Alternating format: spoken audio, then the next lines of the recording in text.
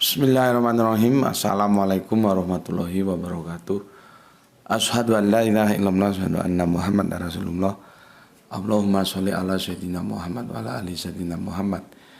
Kama sholaita ala sayyidina Ibrahim wa ala ali sayyidina Ibrahim. Bil alamina innaka Hamidum Majid. Sebelumnya kita panjatkan dahulu doa kepada Gusti Allah yang Maha Agung untuk saudara-saudara kita yang telah memberikan sholawatnya kepada channel dakwah ini. Semoga sholawat itu menjadi catatan langit amal soleh bagi mereka dan keluarganya kelak, dan insya Allah Allah akan membalaskannya dengan balasan terbaik. Ya, dan sudah menjadi kewajiban lah bagi kita untuk berterima kasih. Karena bisanya channel YouTube ini Anda saksikan dalam ruang-ruang diskusi kalian semuanya, itu adalah karena adanya sholawat dari saudara-saudara kita. Jadi kita harus berterima kasih kepada orang yang telah bermurah hati untuk kita bisa belajar, ya. Mamanya suruh bikinan kopi dulu.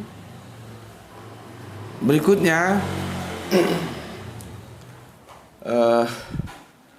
untuk seluruh viewer terkasihku dimanapun kalian berada, di mancanegara, di dalam negeri, ya, terima kasih atas apresiasinya, ya. Semoga tetap selalu always selalu, tidak pernah never, dan never tidak pernah.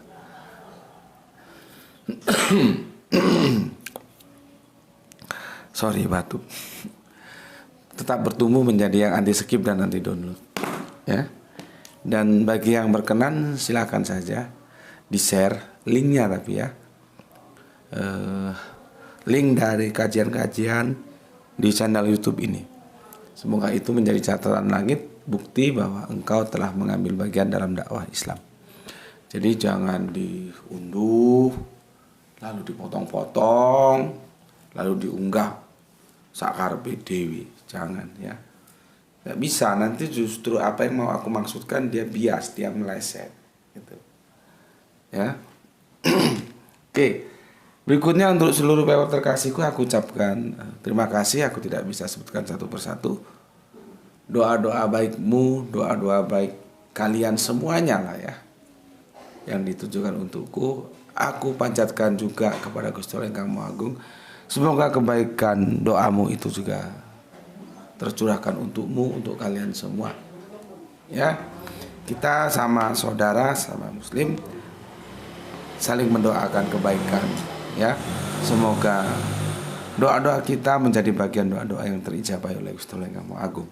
Amin amin ya rabbal alamin.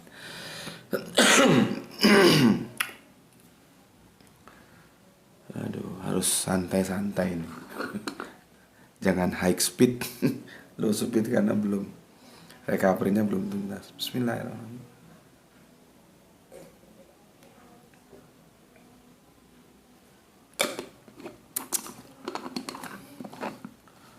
Ini habis.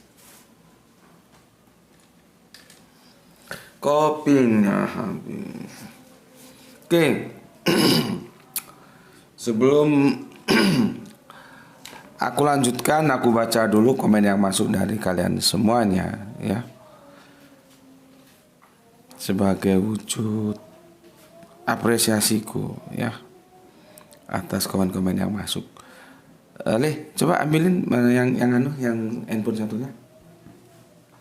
Handphone satunya diambil aja, casnya diangkat saja. Ini kalau nggak aku bacakan nanti menumpuk, aku punya tanggungan ke kalian semua. Maka aku bacakan. Ini juga masih ada beberapa yang tidak aku baca karena waktunya juga belum cukup, ya. Oke, kemarin kan tajuk kita Tuhan menjadi tidak maha tahu. Karena apa? Terjadi salah kutip, ya. Terjadi salah kutip.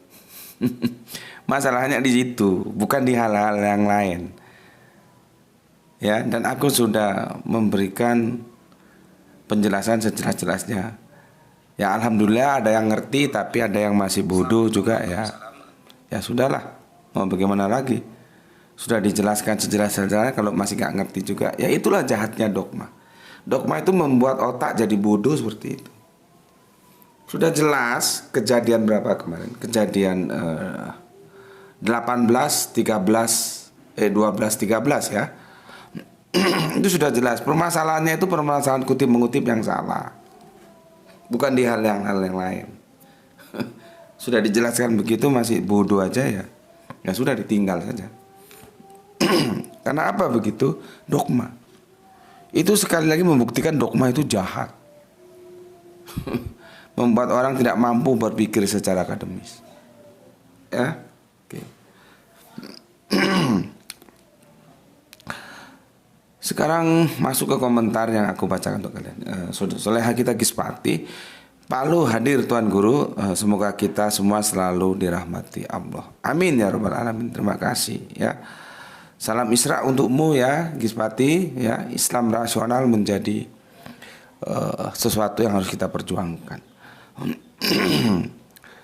Berikutnya, waduh, ini Bapak dosen kita ini ya, Bapak Alison Ginting MTH. Semoga pakar bahasa Ibrani dan pakar perjanjian lama di LAI tercerahkan dengan kajian ini. Salam sehat selalu. Terima kasih untuk saudaraku Bapak dosen Alison Ginting MTH atas apresiasinya, dan aku menjadi sesuatu yang sangat gembira menyambut ya. Misalkan ada yang menonton kajian kita ini ya, entah itu dari teman-teman Yahudi ataupun mereka, kalau di sini Yahudi sulit ya, yang pakar bahasa Ibrani lah ya, dan mereka yang menjadi katakanlah punya akses di LAI atau memang orang-orang LAI gitu ya, stakeholdernya LAI, terus ngajak, ayo kita sih duduk bareng, kita diskusikan sebetulnya gimana kok bisa terjadi Tuhan menjadi tidak maha tahu, menjadi salah kutip itu gimana. Itu sesuatu yang bagus ya. Kita diskusikan secara akademis, duduk bersama satu meja dengan saling hormat. Bagus itu, aku suka seperti apa yang disampaikan oleh saudaraku ya. Semoga selalu sehat selalu bersama keluarga, yaitu Sili Ginting atau Bapak dosen kita Bapak Alison Ginting MTH. Oke, terima kasih saudaraku atas apresiasinya. Berikutnya Aditya Mardika, Derek Ngaji Bapak Guru. Salam santun Islam rasional dari Semarang. Oke, terima kasih untuk Kang Mas Aditya Mardika. Silakan kalau mau Derek Ngaji ya. Mohon dipersori ini suaranya masih baru. Kemudian ada Lae Oktavianus Huta Barat dari Kota Kembang Bandung. Nyimak Gus.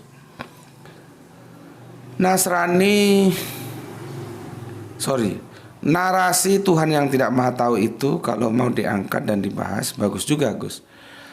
Misalnya kenapa Tuhan harus menciptakan si iblis? Itu kalau tahu kedepannya muncul karakter iblis Suntoloyo itu. Kalau Tuhan maha tahu kenapa harus diciptakan pula jin yang berpotensi berkarakter iblis ya?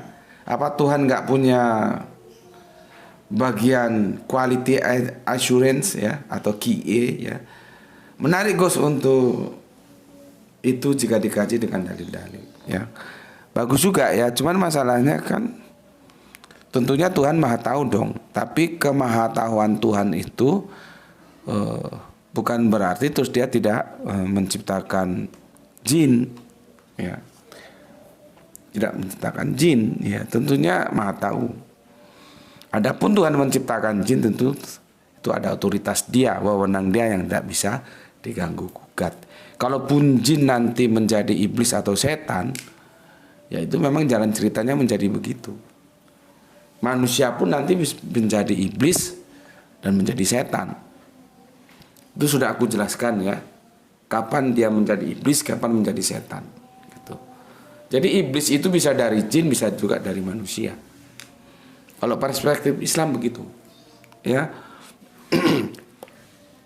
Jadi kalau tentang kemahatauan Allah, ya tetap aja Allah tahu, gitu ya.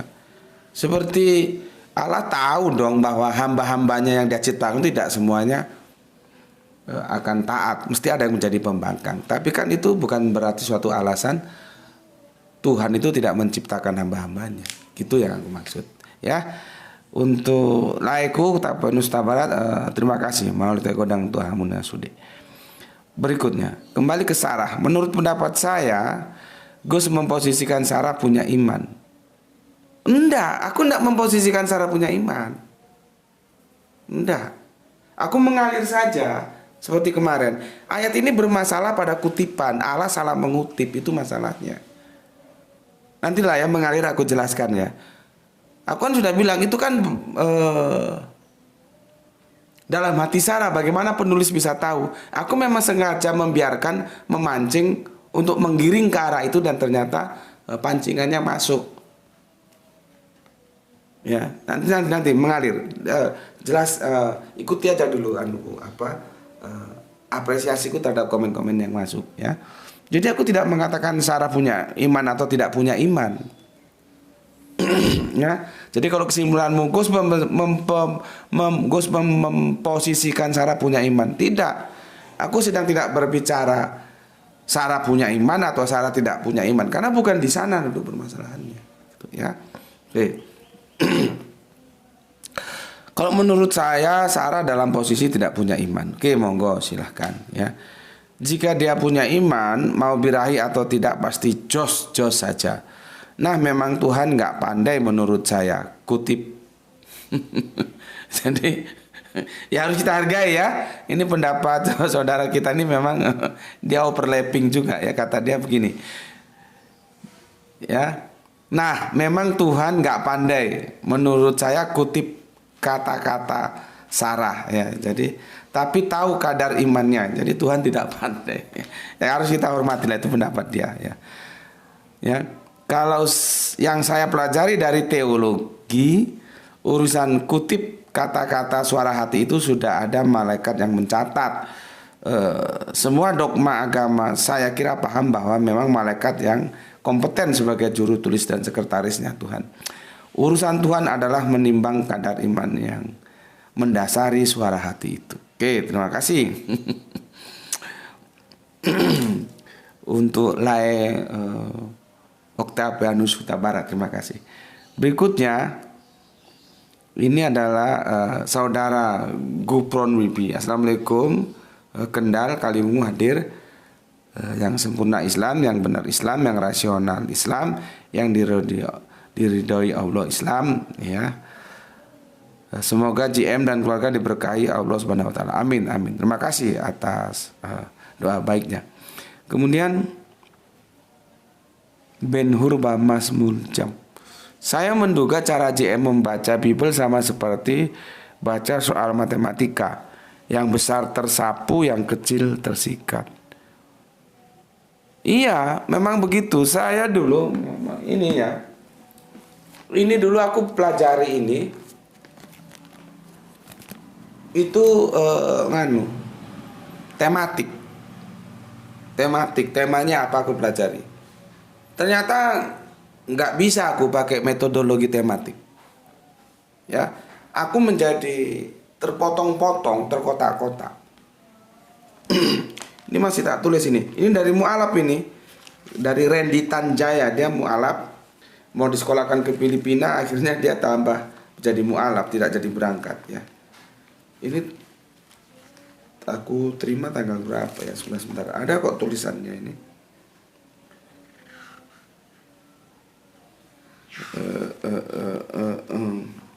Ini yang memberi Bible. Ya, ini mu'alaf. Menjelang keberangkatannya ke Filipina mau disekolahkan gereja, dia justru menjadi mu'alaf.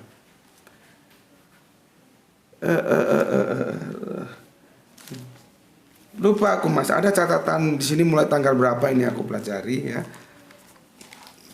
Sebentar, kalau ada. Kalau ada, kalau nggak ada ya nggak apa-apa ya. Kalau nggak ada. Nah ini selesai aku baca ini maghrib tanggal 10 April 2006. Batu. hari Senin. Selesai baca maghrib tanggal 10 April 2006. Senin Batu, ini dia. Nampak kan tuh yang ini? Ya. Jadi awalnya aku membaca tematik, temanya apa aku baca. Nggak bisa aku. Kalau yang lain bisa mungkin bisa, kalau aku nggak bisa. Dia parsial-parsial, maka akhirnya aku baca, semua aku baca dari awal sampai akhir. Dari situ aku baru tahu peta. Baru aku tahu petanya. Perjanjian lama itu begini, perjanjian baru begini. Jadi kalau ada diskusi, aku diskusi dengan pendeta, dia kutip ayat, aku bisa tahu petanya sudah terbaca. Oh, dia bicara di perjanjian lama, konteksnya tentang ini. Awalnya seperti tadi, per tematik, waduh sulit aku. Akhirnya metodologinya tak rubah, tak baca keseluruhan saja seperti kita baca kalau deres Al-Quran itu ya, dari Al-Fatihah sampai ke belakang baca semua. Jadi aku sudah khatam baca ini. Ini buktinya ini. Setiap anu mesti ada merah-merah. Ya. Coba kita buka acak, nanti mesti ada yang merah. Nih. Gitu, ya. Al-Qur'anku juga gitu, ada tanda merah-merahnya. Jadi benar katamu ya. Ya, semua tersapu dan tersikat. Ya kalau nggak begitu, kalau nggak begitu aku nggak bisa cerita, nggak bisa menjelaskan, gitu ya. Jadi bukan asal comot-comot aja. Oke, berikutnya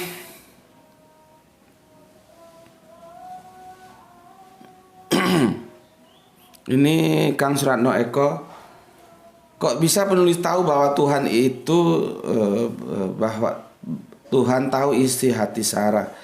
Kitab suci itu ilham dari Allah kepada penulis, yaitu Musa. Dalam hal kisah, Sarah tertawa dalam hatinya. Memang aku sengaja menggiring ke situ, dan tanpa sadar akhirnya tergiring. Tapi itu sudah diselesaikan dengan indah oleh bersaudara Gupron dari Kendal Kaliwungu. Kalau betul itu ilham dari Allah, kok iso keliru, kok bisa salah kutipannya. Tuh. Terima kasih saudaraku Gupron Wibisono ya. Aku sengaja memancing dan ternyata terpancing dan masuk. Dan aku tidak perlu menjelaskan karena sudah dibantu oleh Mas Gupron. Ya, kan nanti biasanya seperti tadi terilhami, terus misalnya Roh Kudus. Lah kalau sudah terilhami, sudah Roh Kudus, kok bisa salah kutip? Aku tidak bergeser dari legal standing yang aku bangun. Ini masalahnya masalah salah kutip, sehingga Tuhan tidak mau tahu gitu loh. Bukan yang mana-mana. Ya, itu yang bilang. Nah, ini Kang Mas Lai Oktavianus Huta Barat ya, paham ya? Aku tidak dalam posisi mengatakan bahwa Sarah itu beriman atau tidak punya iman, tidak di sana. Masalahnya adalah salah kutip, dan itu sudah diselesaikan dengan baik. Menjawab jawaban dari Kang Suratno Eko dijawab oleh Kang Mas bersaudara Gupron. Kalau betul ilham dari Allah, kok iso, kok bisa keliru, ngutipnya salah. Itu mau diputar balik kepalanya kemanapun tetap aja salah. Lah kalau yang aksiomatis itu masih dibantah, ya itulah jahatnya, karena otaknya telah terdogma. Coba otaknya dibebaskan dari dogma. Dogma itu membuat orang bodoh. Ya. Terus ini dikomentari lagi siapa ini ya? Tentang Pablo Escobar ya. Tapi kalau di PL ada cerita tentang wafatnya Nabi Musa. Kan dia yang terima tahu gimana caranya orang wafat itu bisa nulis kitab. Kalau Alkitab suci dan diilhamnya oleh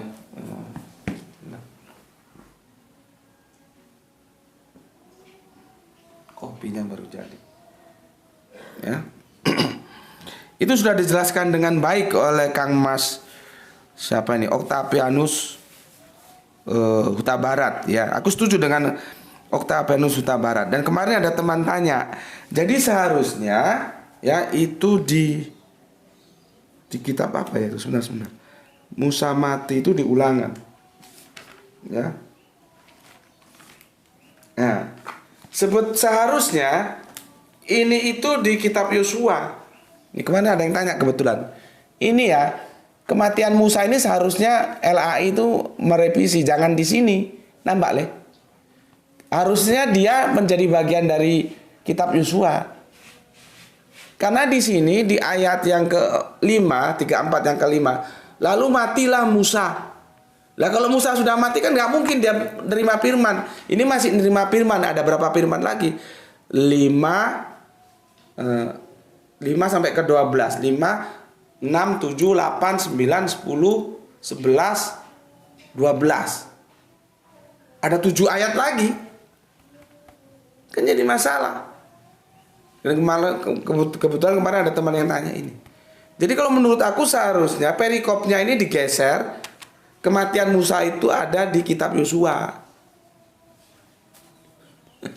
Maka benar apa yang dikatakan oleh Kang Octavianus Huta Barat itu ya, menjelaskan kepada Escobar ya, kepada Pablo Escobar itu ya tentang posisinya ya di suratnya Yosua. Karena Yosua itu murid dari Musa, orang kepercayaannya Musa, ya, orang kepercayaannya Musa. Cuman masalahnya seperti aku bilang tadi, LAI salah menempatkan perikopnya. Jadi kerangka berpikirnya Lae Huta Barat itu sama dengan kerangka berpikirku. Maka kita harus mengatakan LAI salah membuat perikop. Seharusnya kematian Musa itu ada di kitab Yosua. Karena nggak mungkin orang mati menerima firman gitu. Ya. Oke.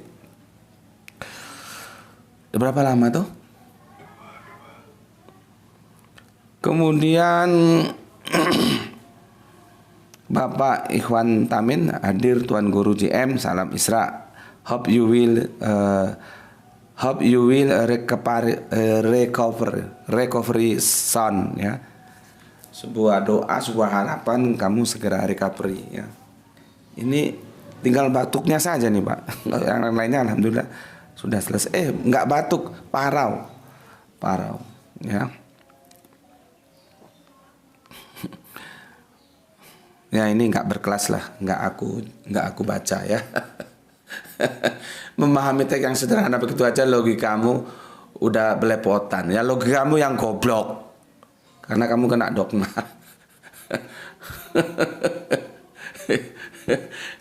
Orang itu masalah kutipannya salah kok masih, ya itulah.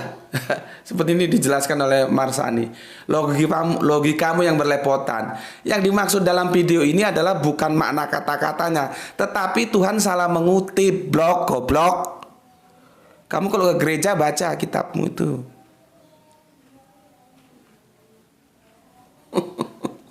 Makanya aku bilang, kalau orang sudah terdogma itu buntu, otak itu nggak kerja. Terima kasih Kang Marsani Sadri sudah menjelaskan.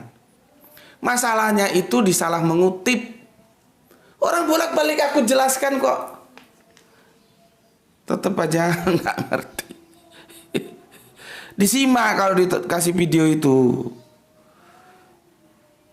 Ya, yang belepotan itu goblok otakmu itu. Oke. Dimas Sunse hadir nyimak Tuan Guru, salam Isra dari Semarang. Oke, salam Isra juga ya. SA Channel. Nah ini, kalau kata Oten bisa tahu isi hati Sarah Gus, kan dirasuki Roh Kudus penulisnya. Iya, masalahnya kalau sudah dirasuki Roh Kudus kok bisa salah mengutip gitu loh. Seperti Kang Gupron tadi yang menjelaskan. Kan katanya diilhami, iya betul, oke lah kita terima. Tapi kok bisa salah mengutipnya?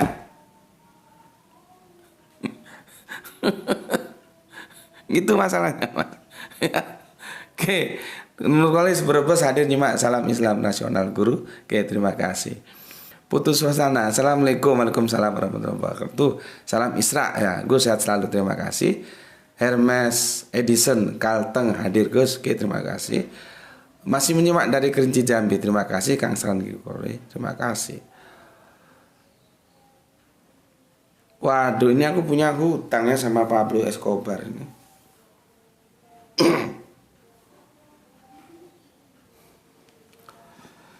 Hutang yang belum terbayarkan. Pablo Escobar. Assalamualaikum Gus. Waalaikumsalam. Pertanyaan saya tentang adat menikah Nabi Muhammad dan Siti Khadijah secara agama, apa yang belum dibahas? Sama Gus, kenapa Yahudi boleh beribadah di masjid? Berarti dua pertanyaan ya. Gus, sama Gus, kenapa Yahudi boleh beribadah di masjid sedangkan Yahudi tidak bisa beribadah di gereja? Karena menurut Ramban ya, Rabi Moses Maimon, gereja ada tempat berhala menurut kitab syariat Yahudi yang disebut khalaqah. Tolong jelaskan damai sejahtera besertamu.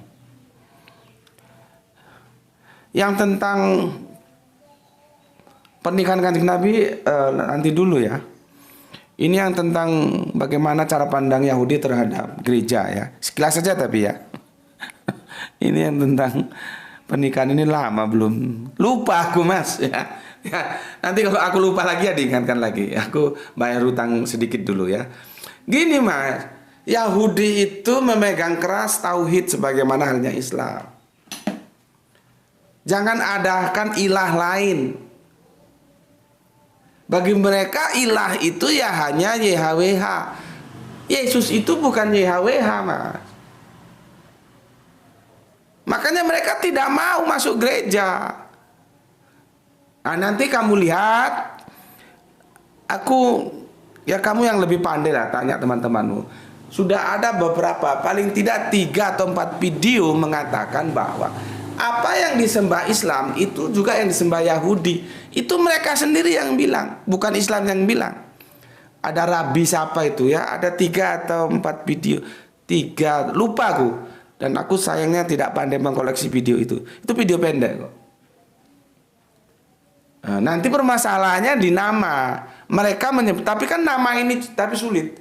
Ini harus benar-benar pakar bahasa dan pakar antropolog untuk membahasnya. Cuman jejaknya masih bisa kita baca. Sama-sama tetragrammaton. Yang satunya dalam era Yahudi dia dikenal dengan YHWH. Dalam perspektif Islam itu dikenal dengan alif lam lam ha. Sama 4 huruf. Maka mereka mengatakan apa yang disembah Islam itu juga yang kami sembah. Itu cari nanti videonya. Nah, kembali lagi ke inti permasalahannya. Kenapa orang Yahudi tidak mau masuk gereja? Ya nggak mau. Karena mereka kan di samping Allah ada Putra, ada Roh Kudus. Padahal mereka berpegang jangan adakan ilah lain. Mereka tauhidnya itu harga mati Mas. Sema'u Israelu Yahweh Elohenu Yahweh Ehad. Itu diajarkan ke anak-anak mereka. Mau tidur baca itu, bangun tidur baca itu. Tidak ada kompromi. Karena dalam Islam juga kan begitu. Betul ya. Akidah itu nggak ada kompromi. Makanya mereka tidak mau masuk gereja. Gitu loh. Nggak mau. Itu sekilas yang bisa aku jelaskan ya. Karena kan begini. Ya. Ada Allah. Ya.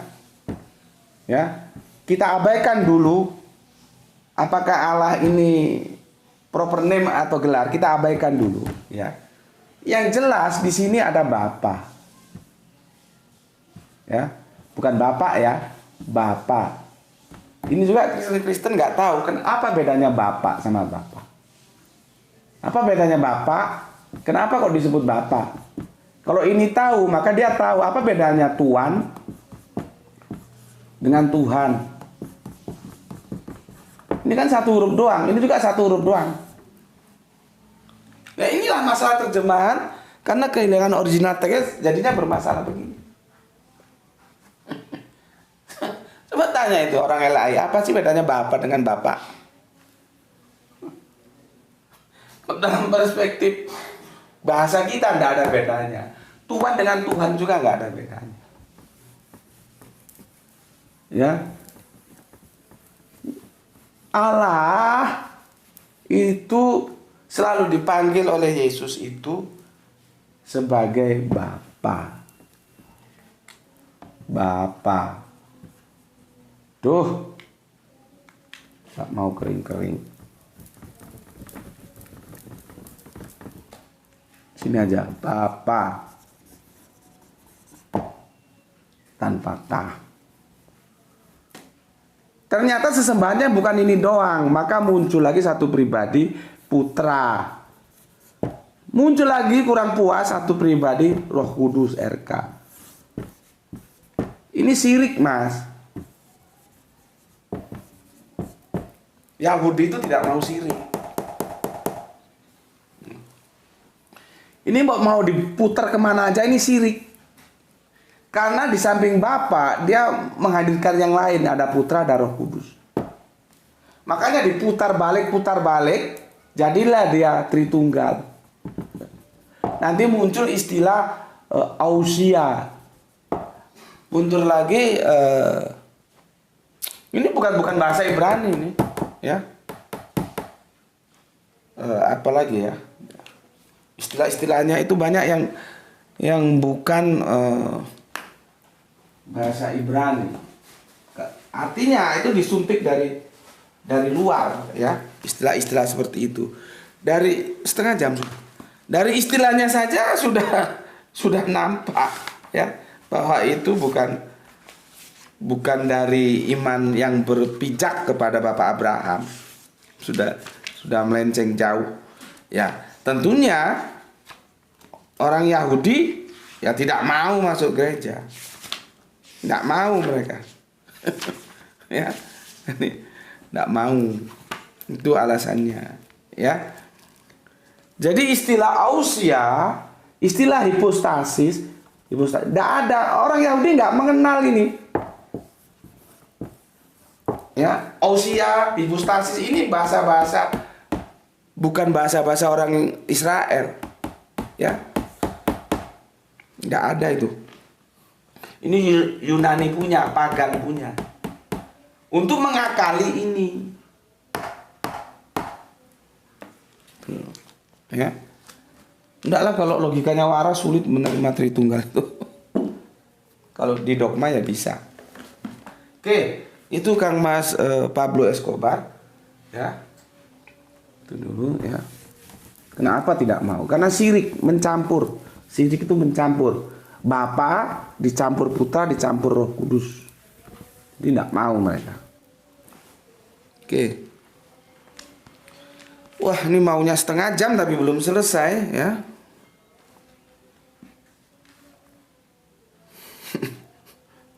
Oh, Mas Pablo satu lagi.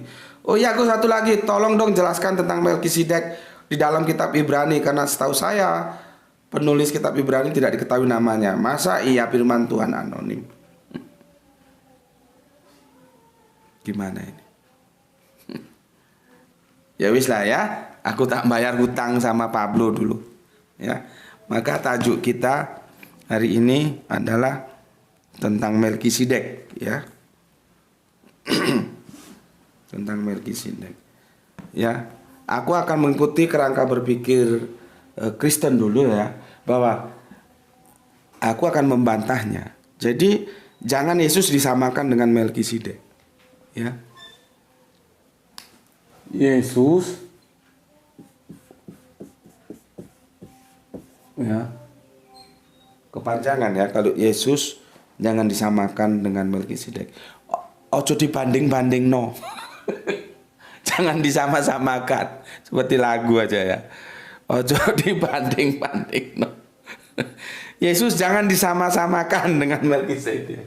Yesus jangan, ya,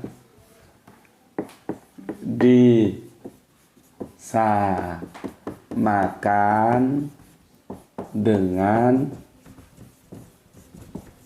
Melkisedek. Sedek. Lihat ini, jejaknya masih nampak, ya. Jejaknya masih nampak. Makanya aku bilang, ya, alif lam lam ha itu jejaknya masih kita bisa baca dengan YHWH, sama-sama tetragramaton. Karena mereka kaum Semitik. Israel, Arab itu orang-orang Semitik. Ya. Ini jejaknya masih nampak ini, Melkisedek ya. Jadi begini. Ini dua kata ini. Ya. Ini. Melk ini kalau kita Malik, muluk.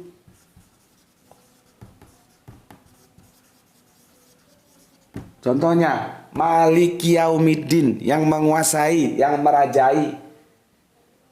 Ya. Melk. Sidek itu ya sidik. Apa? Bener. Kebenaran. Gitu. Ya. Sebetulnya aku tadi itu mau bikin kajian tentang sidik. Ya, jadi orang itu kan kalau ngomong saya beriman, saya beriman, saya beriman. Ya kalau ngomong kan bisa saja, tapi imanmu itu sudah benar belum? Sudah sidik benar atau belum? Kita harus membuktikan bahwa ucapan pengakuan iman kita itu sidik benar. Awalnya aku membahas itu, tapi akhirnya membahas ini. Tapi ya nggak apa-apa, masih ada korelasi sedek sidik. Ya, jadi Melkisedek itu adalah raja kebenaran, kira-kira begitulah. Ya, Malik, muluk, raja, penguasa, sidek, sidik, benar. Coba, menarik kan? Masih ada benang merahnya, masih bisa kita baca. Oke.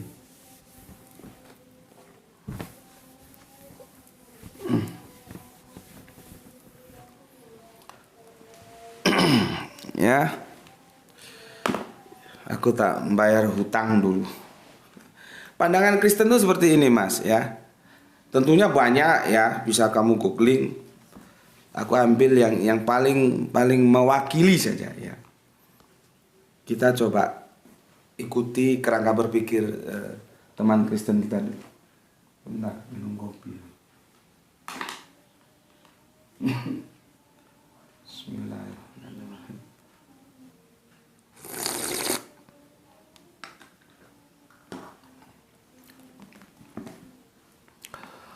Siapa Melkisedek itu? Kalau Melki Guslow gua tahu. Itu penyanyi idola gua dari Ambon ya. Maluku. Melki Guslow.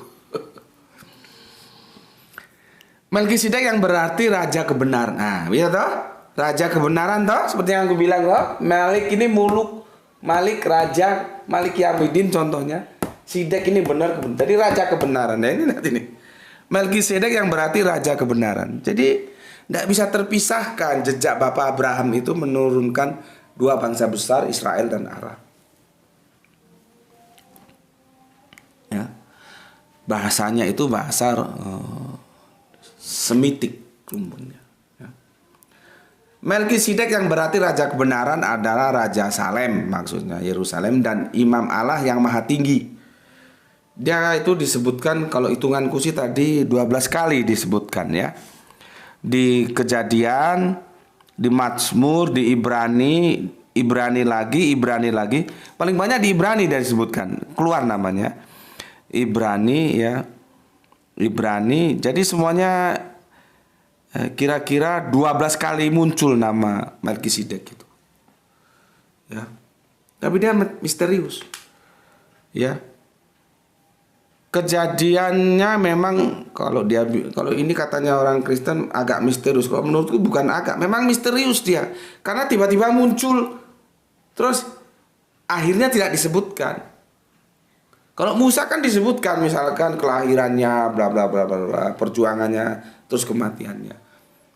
Ya, Bapak Abraham juga, sehingga kita tahu kuburannya ada di Gua Makfela sana, di Hebron. Melkisedek enggak. Ya, menjadi pertanyaan nanti kalau kita hunjam ke dalam. Melkisedek itu sosok yang ada atau sesuatu tokoh yang sebetulnya dia tidak ada, diadakan.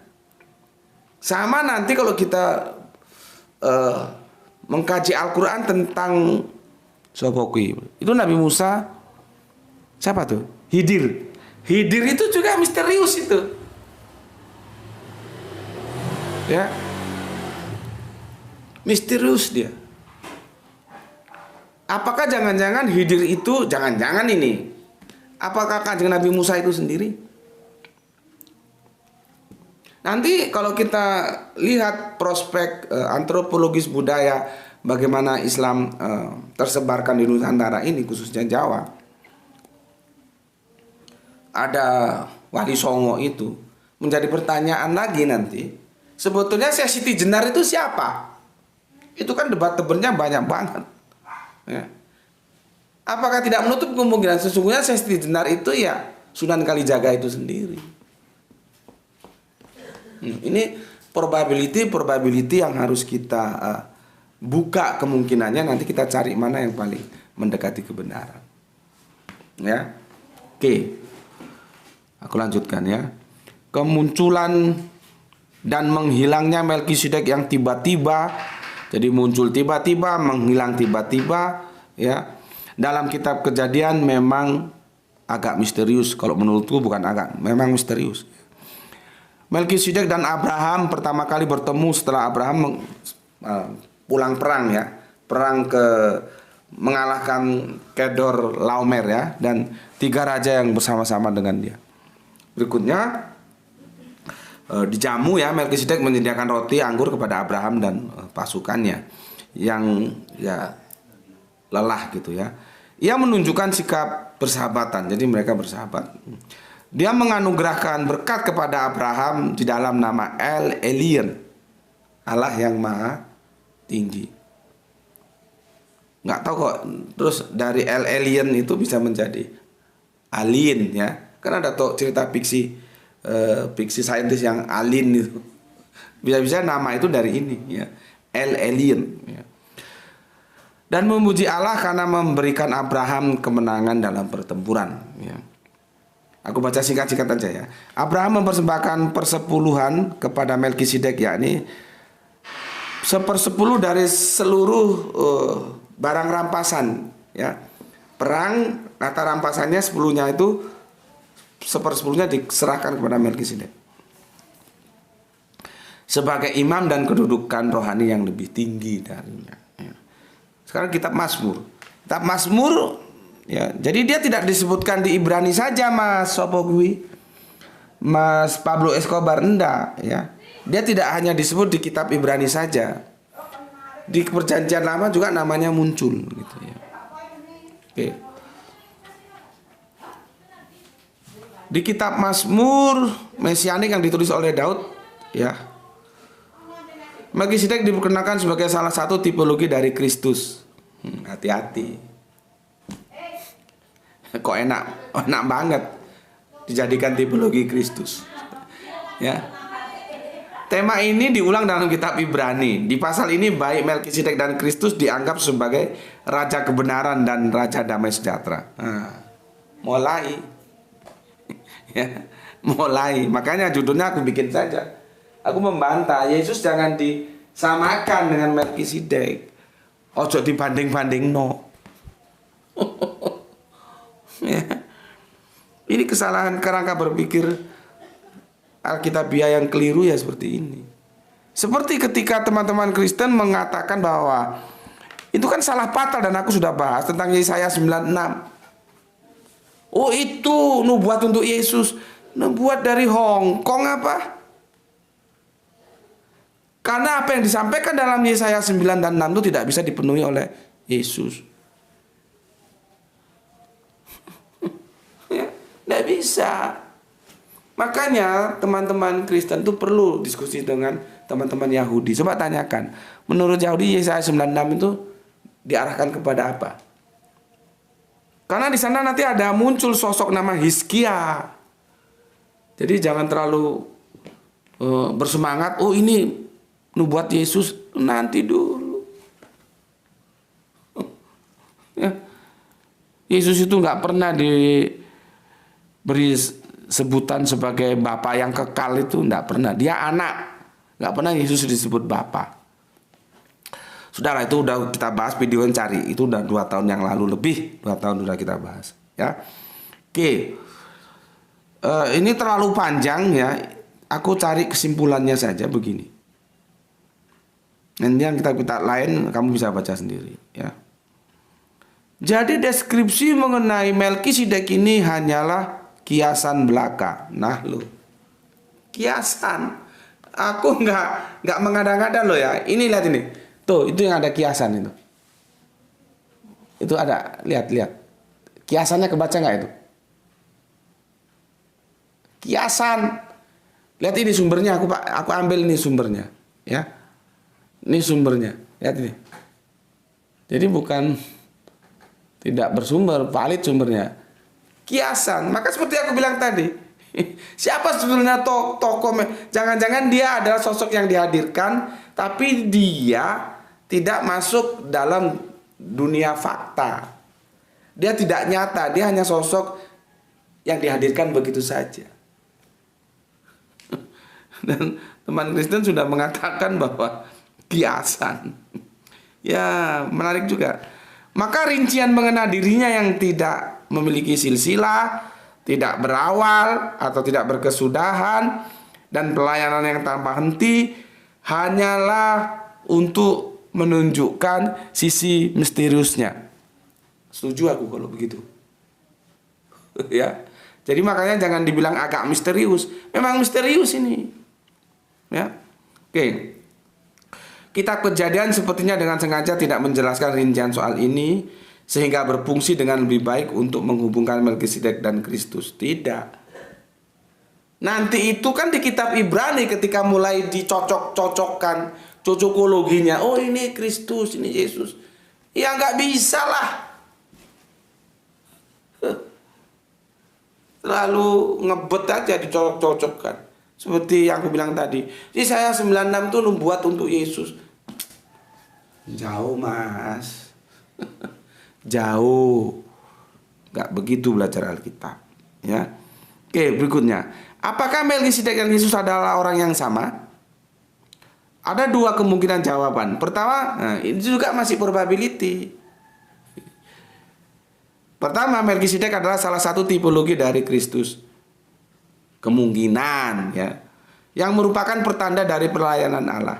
Tapi bisa saja Abraham setelah pertempurannya yang melelahkan bertemu dan memberi hormat kepada Tuhan Yesus sendiri. Nah ini juga sudah menggiring.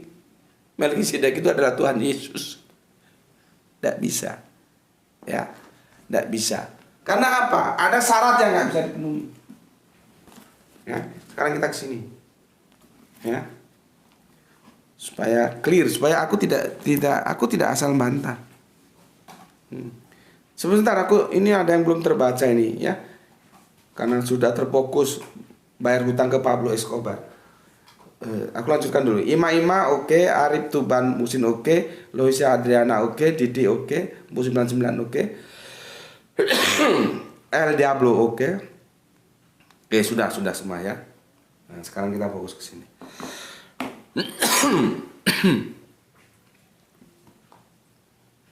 Bismillahirrahmanirrahim.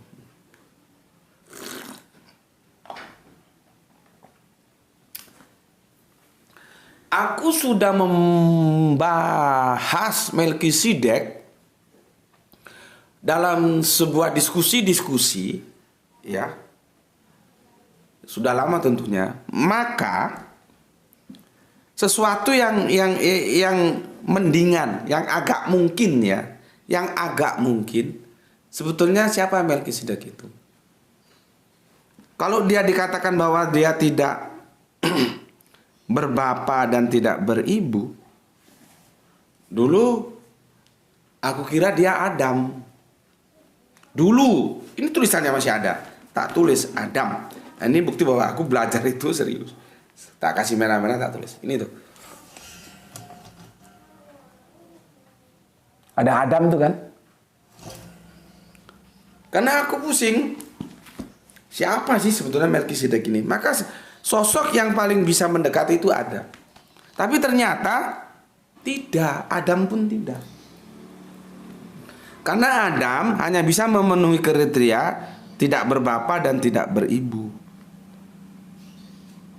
Tapi kriteria kedua dia tidak masuk, tidak bersilsilah. Padahal Adam bersilsilah. Nanti dia kan punya anak-anak Adam kita ini, itu bersilsilah sudah. Maka Adam tercoret. Tercoret Adam. Tercoret Adam. Bismillahirrahmanirrahim. Sudah berapa lama? 50. Waduh, sudah hampir 1 jam. Aku langsung aja ya, aku tarik dari satu tarikan napas supaya cepet, supaya nggak terlalu panjang. Kajian teman-teman nanti kuotanya agak berat kalau terlalu panjang ya. Oke, sekarang kita masukkan. Intinya kan aku menolak kalau Yesus itu disamakan dengan Melkisedek, ya.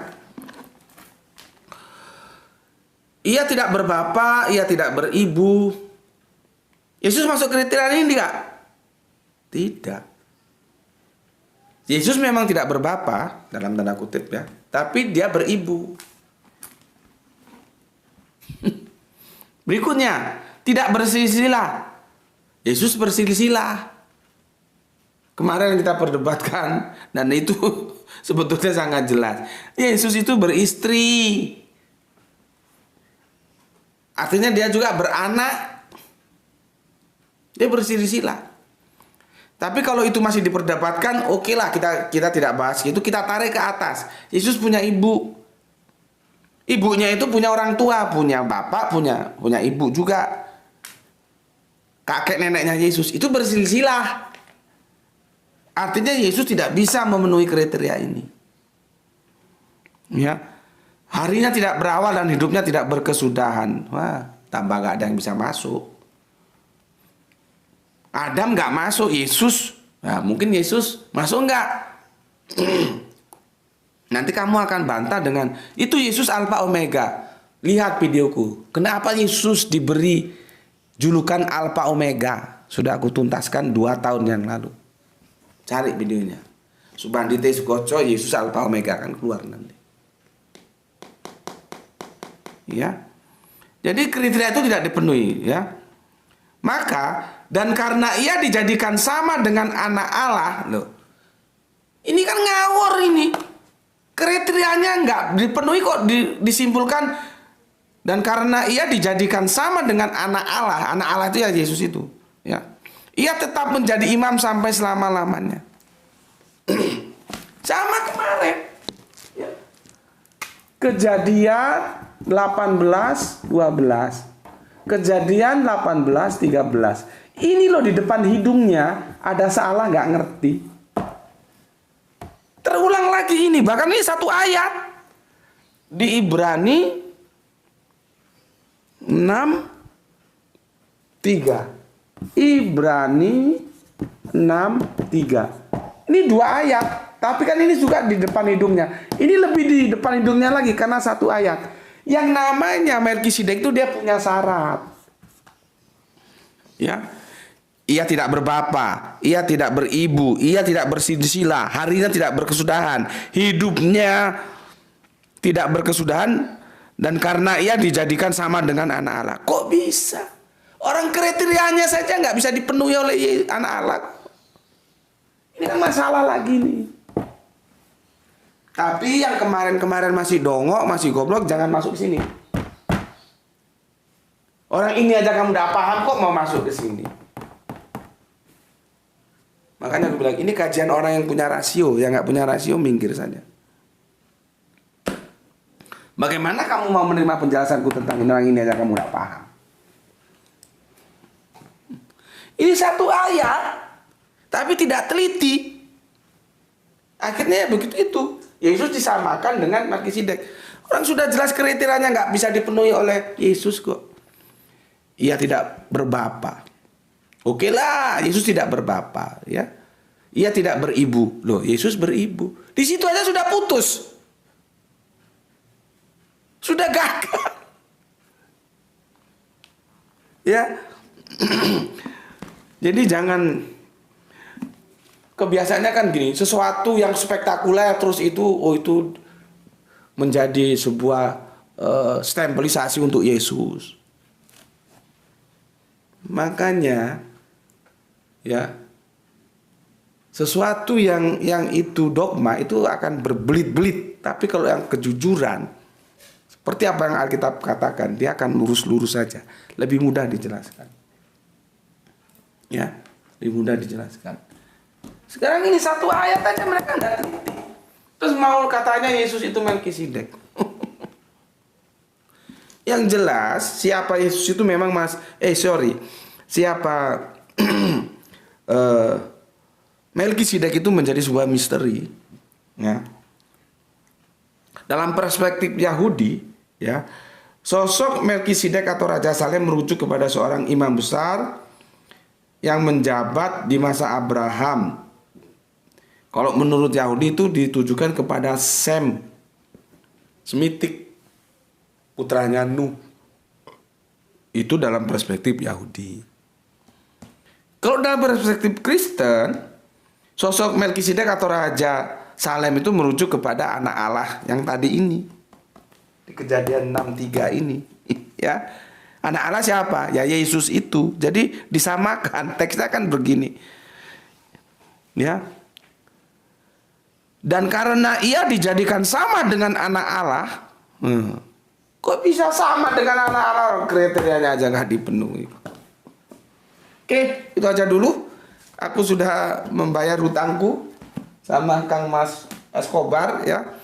Mohon maaf, mohon dipersori, ya namanya kesibukan Mas, kadang-kadang aku lupa. Bener aku lupa kalau kamu sudah request tentang pernikahan Kanjeng Nabi itu, ya.